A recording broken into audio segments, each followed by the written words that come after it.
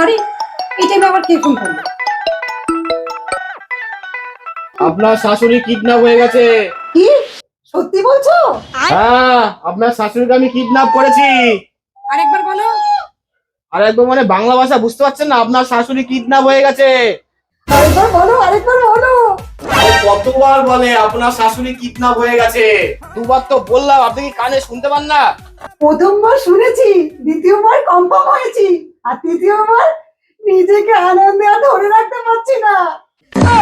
কি? তুই জানিস না আমি কে? আমার জানার দরকার নেই, এটা বুঝতে পারছি তুমি আমার ভালোই চাও। কি? কি সব বলছেন উল্টো কথা? আমি কারুর ভালো চাই না। আমাকে 5 লাখ টাকা দিন আর আপনার শাশুড়িকে নিয়ে যান।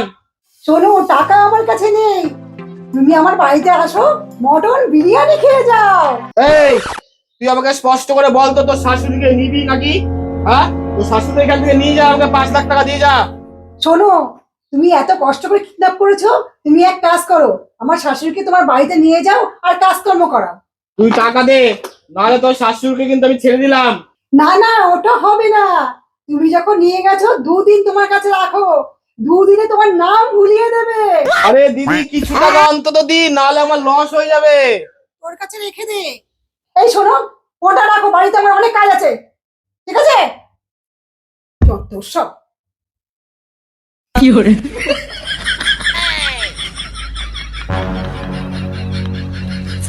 যান মাসিমা, আপনাকে ছেড়ে দিলাম।